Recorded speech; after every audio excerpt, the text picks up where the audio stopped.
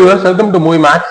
நம்ம இந்த எபிசோட்ல இப்ப ரீசெண்டா நெட்ஃபிளிக்ஸ்ல ஸ்ட்ரீம் ஆயிட்டு இருக்க ஒரு தாய்லாந்து கிரைம் டிராமா படமா வெளிவந்திருக்கிற த ஸ்டோன் அப்படின்ற அந்த படத்தோட ரிவ்யூ தான் பார்க்க போறோம். இப்ப இந்த படத்தோட ஸ்டோரியை மைல்டு ஸ்பாயிலர்ஸோட பாத்துடலாம். இந்த படத்துல கதாநாயகனோட பேர் ஏக். இவர் ஃபர்ஸ்ட் ஓப்பனிங் சீன்லயே ஐசியூக்குள்ள உட்கார்ந்துருக்காரு. அவங்க அப்பா பக்கத்துல வந்துட்டு, அவங்க அப்பா வந்துட்டு ஒரு ஃபார்மர் போலீஸ் ஆபீசர். ஆனா வந்துட்டு அவருக்கு பிரெயின்ல ஒரு சின்ன டிசார்டர். ஸோ அதை சர்ஜரி பண்ணி அவர் அப்பதான் ஐசியூல வந்து கொண்டு வந்து வென்டிலேஷன்ல வச்சிருக்காங்க.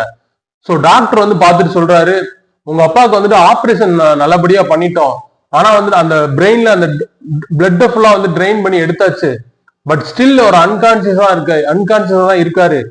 ஸோ என்ன ஒரு ரீசன்னா வந்துட்டு ஓப்பனா சொல்லாம பிரெயின் டெட் அப்படிங்கிறத அதுவே ஒரு லீகல் டெபினேஷன் ஆஃப் டெத் தான். அதை சொன்னா எங்க பில்லு கட்டாம பிரச்சனை பண்ணிடுவாங்களோ அப்படின்னு பயந்துகிட்டு இந்த மாதிரி ஒரு இதை கொடுக்குறாரு. நாங்க ஸ்டில் ட்ரை பண்றோம் அப்படின்னு அந்த சொல்றாரு டாக்டர். சொல்லி வாயமுள்ள அடுத்து பக்கத்துல உள்ள நர்ஸ், சார் நீங்க தயவுசெய்து போய் கேஷியரை பாக்குறீங்களா அப்படின்னு சொல்றாங்க. ஸோ இதுக்கு அடுத்து நம்மால ஆஹா எவ்வளவு பில்லு கட்ட போறானுங்களோ தெரியலையே அப்படின்ட்டு வீட்டுக்கு போய் தன்னோட அப்பாவோட அந்த பழைய அவரோட பேகு, அந்த அவரோட பொருட்கள் இதெல்லாம் எடுத்து ஏதாவது ஒரு சோர்ஸ் இருக்குமா பணத்துக்கு அப்படின்னு ட்ரை பண்ணி தேடிட்டு இருக்காப்ல நம்ம கதாநாயகன். ஸோ அப்படி பார்க்கும்போது அவங்க வந்துட்டு இவங்க வந்துட்டு தீவிர புத்திஸ்ட் இவங்க எல்லாருமே. ஸோ வந்துட்டு அந்த புத்தா ஸ்டாட்யூ, அந்த அவங்க ரிலீஜியஸ் சம்பந்தப்பட்டமான பொருட்கள்லாம் வருது. ஸோ அதுல வந்துட்டு ஒரு பழங்கால ஒரு முக்கியமான ஒரு ஒரு அம்யூலட் தாயத்து நம்ம சொல்லுவோம்ல, அந்த தாயத்து அது வந்து இருக்கு. அது வந்துட்டு கையிலேயே செஞ்சது. பட் கதாநாயகனுக்கு அதோட வேல்யூ தெரியல. இது என்ன ஜஸ்ட் ஏதோ என்னமோ ஒரு பொருள் வச்சிருக்காரு போல அப்படின்னு தான் நினைச்சிட்டு இருக்காரு. ஸோ அப்படி நினைச்சு பார்த்துருக்கல. சரி இதை சர்ச் பண்ணி பார்ப்போம், இதுல இருந்து தான் நம்ம பணம் கிடைக்க வாய்ப்பு இருக்கா இதுல இருந்து அப்படின்ட்டு சர்ச் பண்ணி பார்க்கும்போது பார்த்தா ஆன்லைன்ல ஃபுல்லா இந்த பிசினஸ் தான் ஓடிட்டு இருக்கு. அங்க எல்லாரும் வந்துட்டு இந்த தாயத்தை வாங்கி உடனே நீங்க மாட்டுங்க, ஒரே நாள்ல நீங்க கோடீஸ்வரன் ஆயிடலாம், லட்சாதிபதி, நீங்க என்ன காரியம் நினைச்சாலும் சரி, நீங்க என்ன பிசினஸ் பண்ணாலும் சரி, உங்களை அடிச்சுக்க யாராலையும் முடியாது, உடனே புக் பண்ணுங்க, கீழே இருக்கிற நம்பருக்கு கால் பண்ணுங்கன்னு ஃபுல்லா ஆடுதான். இதை பார்த்துட்டு நம்ம கதாநாயகனுக்கு ரொம்ப சந்தோஷமாயிடாரு. ஆஹா ரைட்டு, ஸோ நம்ம இதை வச்சு நம்ம எப்படியா ஒரு பணத்தை ரெடி பண்ணிடலாம், ஒரு பணத்தை கிரியேட் பண்ண, பணத்தை எப்படியா சம்பாரிச்சு நம்ம அப்பாவை காப்பாத்திடலான்ற ஒரு முடிவுக்கு வர்றாரு. இதுக்கு அடுத்து கதாநாயகன் அந்த அம்யூலட்ஸ், ஆன்டிக்ஸ் இதெல்லாம் விற்கக்கூடிய ஒரு பெரிய ஷாப்பிங் மால், இதுக்குன்னே அந்த ஷாப்பிங் மால்ல ஒரு தனி செக்ஷனே இருக்கு. ஸோ அங்க வந்துட்டு இந்த மாதிரி உண்மையான ஆன்டிக்ஸும் சரி, ஸோ இதுலயே வந்துட்டு இந்த செகண்ட் ஐட்டம் இருக்குல்ல, இதே மாதிரி போலியா தயார் பண்றது.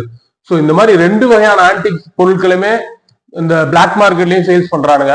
ஸோ அந்த மாதிரி ஒரு இடத்துக்கு நம்ம கதாநாயகன் போறாரு. அங்க போய் சென் அப்படின்ற ஒரு கடை வச்சிருக்க ஒரு பிசினஸ், ஒரு கடை ஓனர். ஸோ அந்த ஆள்கிட்ட போய் கேட்கிறாரு. ஃபர்ஸ்ட் போன்லயே கேட்டுட்டு தான் போறாரு.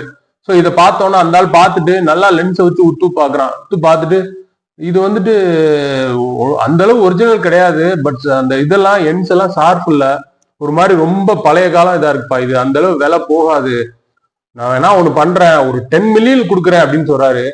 என்னது 10 மில்லியனா அப்படின்னு சொல்லி நம்ம கதாநாயகனுக்கு ஒண்ணுமே புரியல. ஏன்னா 10 மில்லியன் தரேன்னு சொல்றான் அப்படின்ட்டு.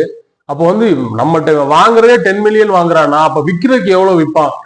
சோ அதை யோசிச்சுட்டு அப்படியே ஸ்டன் ஆகி நிக்கிறாப்ல. உடனே அவன் வந்துட்டு சொல்றான், சரி தம்பி நீ இவ்வளவு யோசிக்கிற, உனக்கு டவுட்டா இருந்தா இந்த சுத்தி இத்தனை கடை இருக்கு, எல்லா கடையிலும் போய் விசாரிச்சுவா, எவனாலும் இதை விட கூட ₹1 கொடுத்தானா நீ அங்கேயே கொடுத்துரு அப்படின்னு சொல்றான். அப்படி பேசிட்டு இருக்க இன்னொருத்தன் வர்றான் பக்கத்துல இருந்து. அவன் வந்துட்டு இந்த இவரும் கூட பக்கத்து கடைக்காரர் தான், இவர்கிட்ட கேளு அப்படின்னு. ஆனா இவன் வந்து வந்திருக்கிறவன் இவனோட ஆளு. அதை சொல்லாம அவனை பார்க்க சொல்றான். அவன் பார்த்துட்டு இதெல்லாம் ஒண்ணும் இதெல்லாம் பழைய காலத்து இதுப்பா, இதெல்லாம் பாரு ஃபுல்லா டேமேஜா இருக்கு, கார்னர் எல்லாம் பாரு சுத்தமா போச்சு, இது ஒன்னத்துக்கு தெரியாது, இதை போய் இதுக்கு 10 மில்லியனுக்கு வாங்குறேன்னு சொன்னேன்னு சொல்லி அவன் இப்படி ட்விஸ்ட் பண்ணி விடுறான். நம்மால் மறுபடியும் யோசிக்க ஆரம்பிச்சிடான், ஆஹா என்னடா நம்ம தான் அவசரப்பட்டு இது வாயை விட்டு வர்ற பணத்தை கெடுத்துட்டோமா அப்படின்ட்டு. அப்படி பேசியதுல அங்க மியா அப்படின்ற ஒரு பொண்ணு வருது, அதான் அந்த படத்தோட கதாநாயகி மாதிரின்னு வச்சுக்கலாம். அந்த பொண்ணு வந்துட்டு என்னது அது வாங்கி செக் பண்ணுது. செக் பண்ணிட்டு இது 10 மில்லியனா, இது வந்துட்டு 100 மில்லியன் உனக்கு நான் சேல்ஸ் பண்ணி தர்றேன், நீ ஏன் கூடவா அப்படின்னு கதாநாயகன் சொன்னோன்னா இவனுக்கு 100 மில்லியனா அப்படின்ட்டு நெஞ்ச குடுத்துட்டு என்ன பண்றதுன்னு தெரியாம ஒரு ஒரு குழப்பமான சூழ்நிலை கதாநாயகன் போயிடுறான். ஸோ அந்த பொண்ணு மியோ, அந்த பொண்ணோட அப்பா தான் ஃபாதர் சுதோன். அவர் வந்துட்டு இந்த பிசினஸ்ல ஒரு எம்பரர் மாதிரி, அந்த ஏரியால இந்த ஆன்டிக்ஸ், இந்த அம்யூலட்ஸ் இதெல்லாம் ஒரு எம்பரர் கிங் மாதிரி. ஸோ அந்த ஆளுக்கு சொந்தமான ஒரு இடத்துல வந்துட்டு அந்த எக்ஸ்போ நடக்குது. இந்த எக்ஸ்போ தான், அங்க எல்லாரும் ஸ்டால் போட்டு அம்யூலட்ஸ் எடுத்துக்கலாம். அந்த மாதிரி இடத்துக்கு கதாநாயகன் போய் அங்க ஒரு டேபிள புக் பண்றாரு ₹500. புக் பண்ணிட்டு அதை அங்க வாங்கி செக் பண்ணுவாங்க. அப்படி செக் பண்ணல இவர்கிட்ட இருக்கிறதா one of the purest original form of amulet அப்படின்னு தெரிய வருது. சோ இதுக்கப்புறம் நம்ம கதாநாயகனுக்கு என்னென்ன மாதிரியான சம்பவங்கள் நடந்துச்சு அப்படின்றதுதான் இந்த படத்தோட மொத்த கதையே. சோ இப்போ இந்த படத்தோட எதெல்லாம் இந்த படத்தை பாசிட்டிவ்ஸ், எதெல்லாம் இந்த படத்தோட நெகட்டிவ்ஸ் பாத்திரலாம். ஃபர்ஸ்ட் பாசிட்டிவா நான் என்ன பாக்குறேன்னா, அந்த கேரக்டர்ல ஹீரோ கேரக்டர்ல நடிச்ச ஜொனாய் ஜின்ஜெட் பட்டான் சிங். ஸோ அந்த ஆக்டரோட கேரக்டர் வந்துட்டு ஒரு நல்ல இந்த ஒரு கமர்ஷியல் படத்துக்கு தேவையான ஒரு பெர்ஃபார்மன்ஸ் தான். எங்கேயுமே வந்துட்டு அந்த மெஷர்மெண்ட் கூட்டவும் இல்லை குறைக்கவும் இல்லை, கரெக்டான ஒரு பெர்ஃபார்மன்ஸ். பட் ஒரு சில இடங்கள்ல ஒரே மாதிரி ரியாக்ஷன் கொடுக்குறாரோ அப்படின்னு எனக்கு ஃபீல் ஆச்சு. பின் பிரசட் அந்த ஆக்டருமே ஒரு டீசென்டான ஒரு பெர்ஃபார்மன்ஸ் அந்த ஹீரோயினா நடிச்சவங்க. ஸோ பெர்ஃபார்மன்ஸ் வைஸ் அப்புறம் ஃபாதர் சந்தோன் அவர் கேரக்டர்ல நடிச்ச அந்த ஆக்டர் அவருமே ஒரு நல்ல பெர்ஃபார்மன்ஸ் தான். ஸோ பெர்ஃபார்மன்ஸை பொறுத்தளவு இந்த படத்துல எல்லாருமே ஒரு டீசென்டான பெர்ஃபார்மன்ஸ் தான் கொடுத்துருக்காங்க. ஸோ அடுத்து மெயினா அந்த படத்தோட பிளஸ் பாயிண்ட் ஃபர்ஸ்ட் ஹாஃபை பொறுத்தளவு அந்த அந்த கதையை நம்ம ஸ்டார்ட் பண்ணி நம்மளை செட் பண்றதுக்கு ஒரு ½ hour எடுத்துக்குவாங்க. அது மட்டும் ஸ்லோவா இருக்கும். ஸோ அதுக்கடுத்து அந்த இன்டர்வல் பிளாக் வர ஓகே, ஓரளவு படம் நல்லா என்கேஜிங்கா வந்துடும். ஸோ அந்த மியூனிட்ஸ் எப்படிலாம் எங்கெங்கெல்லாம் டிராவல் ஆகுது, அதை எப்படி இது பண்றதுன்னு. பட் செகண்ட் ஹாஃபுக்குள்ள இந்த படம் போன உடனே கொஞ்சம் ஸ்லோ டவுன் ஆகுது அங்கங்க. குறிப்பா வந்துட்டு அந்த ப்ரீ கிளைமேக்ஸுக்கு முன்னாடி அந்த ஃபாதர் சந்தோன் அவரோட அந்த ஆன்டிக் ஷாப்ல ஒரு சீக்வன்ஸ் நடக்கும். ஸோ அதுல எல்லா கேரக்டர்ஸுமே பேசிட்டு இருப்பாங்க, ஒரு ஹீட்டடான ஆர்குமெண்ட் போயிட்டு இருக்கும். அதுல வந்துட்டு ஒரு சில ஆர்குமெண்ட்ஸ் வந்து ரொம்ப லென்த்தியா இருக்கும், அது கொஞ்சம் லேகிங்காகவும் இருக்கும்.